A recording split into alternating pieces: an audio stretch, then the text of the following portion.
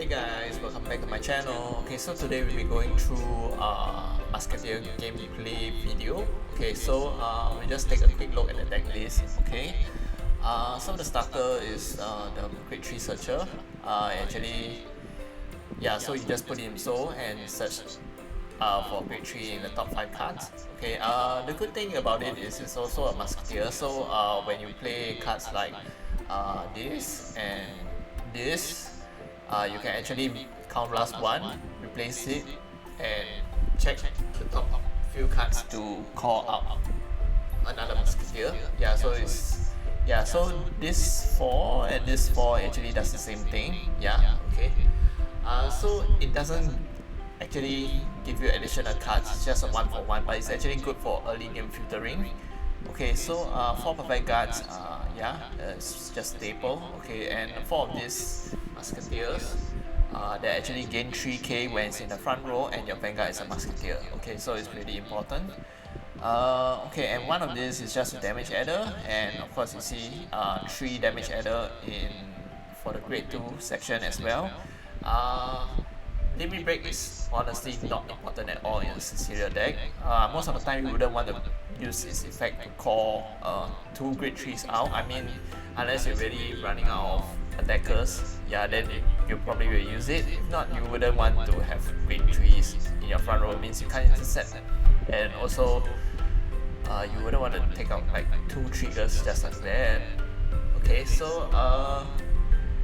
so for the grade 2 wise, 4 of it is also the 12k beater, so it gets 3k when your Vanguard is actually a musketeer, which is pretty easy. I mean you have a backup like middle trailing rolls and Aboros, but most games you will want to ride Cecilia because she provides early game filtering, so that's pretty useful. And even middle trailing rolls is pretty situational. I mean, you don't always get a second copy, and Aboros is just there. I mean, the counterblast to get one to replicate another rearguard is pretty good, so it's just attack.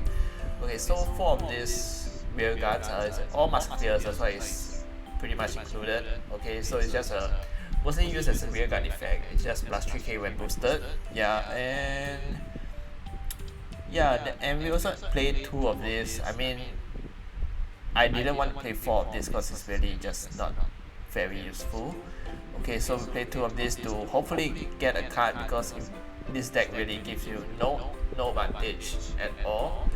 So I would say most people already know that it's just a poor man's, I wouldn't say poor man Azel, because this is definitely harder to get. It's just a lackluster Azel. Hey, this game is for people who love the art too, so it's fine if you want to play this. That's why I'm showing this deck. Okay, we're playing 9 draws because I saw some people playing stands, but I feel like this deck already doesn't give you advantage. I mean, the only advantage you can get is through this maybe, and Cecilia technically gives you rearguards, but you don't really want to use it at all.